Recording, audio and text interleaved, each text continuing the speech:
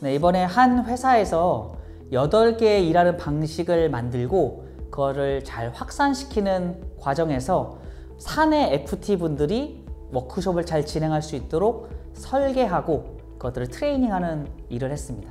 사내 FT가 워크숍을 잘 진행하려면 어떤 포인트들이 있을까요? 사내 FT로서 어떤 스킬을 가지고 해야 되는가 또는 어떤 역량들이 필요한가 라고 많이 물어보시는데요. 저는 이렇게 말씀드리고 싶어요. 설계단에 FT 역량보다는 템플릿 기반으로 설계하고 진행하는 것이 제일 좋다라고 말씀을 드리고 싶습니다. 왜냐하면 사내 FT분들이 따로 트레이닝을 많이 받거나 그런 시간들이 부족하거든요. 그리고 워크숍이라는 게 굉장히 복잡하는 경우들이 많이 있습니다. 실제 저희가 IT 기반에 있는 회사랑도 많이 진행하고 있는데요. 팀별 워크숍을 진행할 때 저희가 70% 이상을 도구 중심으로 그분들끼리 얘기 나누고 학습자나 참여자들끼리 알아서 돌아갈 수 있도록 설계하고 만든다라는 것을 초점으로 두고 있습니다. 템플릿 개발한다고 하셨는데 어떻게 하면 템플릿을 잘 개발할 수 있을까요? 템플릿을 잘 개발하기 위해서는 일단 목적에 맞게 개발하는 것이 가장 중요할 것 같습니다. 워크숍을 주실 때 이름 자체가 플레이라고 하는 게 붙었었거든요. 그래서 목적 자체가 재미있기를 원하셨습니다. 그러면서도 적절한 내용들이 잘 인식될 수 있기를 원했었죠. 그래서 저희는 크게 3가지를 가지고 고민하고 또 만들었습니다. 첫 번째는 흥미 위주로 만들었어요. 그래서 흥미 위주의 템플릿과 도구를 어떻게 만들 수 있을까라고 고민을 하다가 저희는 보드게임 2가지 형태로 만들기로 했습니다.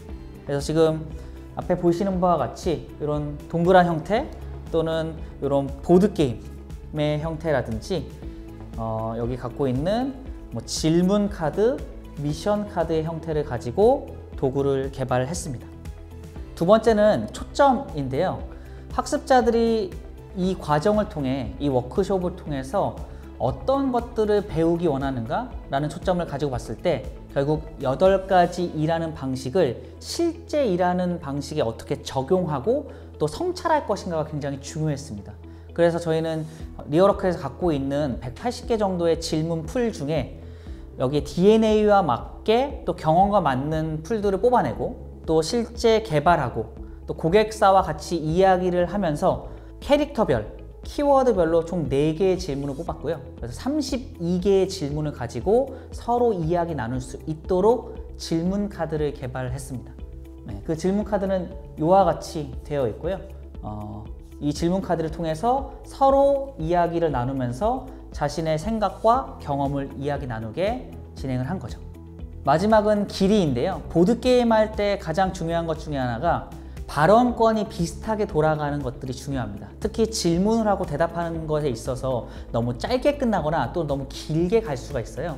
그래서 우리가 길이를 어느 정도 하면 적절할까라는 것을 생각할 필요가 있습니다. 저희가 이 질문 카드를 가지고 이야기를 나눌 때는 개인당 1분 30초 정도씩 이야기를 나눌 수 있도록 개인별로 다 스마트폰에 있으니까 스마트폰에 타임을 제대로 진행을 해서 각 한 바퀴 질문을 얘기할 때 한 6분 정도가 돌아갈 수 있게 길이를 설정한 거죠. 그래서 정리하자면 첫 번째, 흥미있게 재미있게 하기 위해서는 보드게임 형태로 하는 것이 좋다. 두 번째, 초점을 어디에 둘 것인가 라는 걸 저희는 질문 카드의 형태로 이야기를 했습니다. 그리고 질문이 실제 이야기 나누는 가운데 어느 정도 길이가 적정할까 이런 것들을 고려해서 템플릿을 만드시는 것이 중요합니다. 사내 FT분들이 워크숍을 진행하실 때 특별히 갖고 있는 어려운 점 같은 게 있어요? 사내 FT분들이 고민하는 것들이 굉장히 많이 있겠지만 특히 워크숍 같은 경우는 원하는 결과물들을 정해진 시간 안에 뽑아내야 되는 경우들이 있습니다. 이번 과정 같은 경우도 일하는 방식을 학습을 한 이후에 마지막에는 그것들을 역량과 연결을 해야 되는 작업이 있었거든요. 그래서 참여하시는 분들이 역량을 어떻게 연결할 거냐 이런 결과물들을 뽑아내야 되는 것이 마지막 모듈에 있었습니다. 저희가 고민이 이런 거였어요. 워크숍을 진행하다 보면은 시간이 많이 흐르기도 하고 어떨 때는 시간이 좀 널널하게 남기도 하거든요. 그래서 저희가 실제 드렸던 안은 2가지 버전으로 드렸습니다. 시간을 충분하게 써서 머리를 쓰고 조금 더 깊이 고민한 다음에 결과물을 뽑아낼 수 있는 첫 번째 안, 그리고 두 번째 안은 시간이 조금 짧을 경우에 빠르게 결과물을 뽑아낼 수 있는 안, 이렇게 2가지로 드렸거든요. 그래서 어떤 것이 꼭 정해져 있다기보다는 유연하게 대처할 수 있는 다양한 옵션이 필요하다는 게 여기에 대한 답변이 될 수 있을 것 같습니다. 이번 일을 셀프 피드백 한번 해보실까요? 제일 좋은 건 이 과정을 우선은 제가 하는 모습을 경험하고 그리고 나서 스스로 준비해보고 마지막으로 거기에 대해서 시연과 피드백을 하는 게 가장 좋은 방식이거든요. 그리고 이렇게 하는 고객사분들이 많이 있습니다.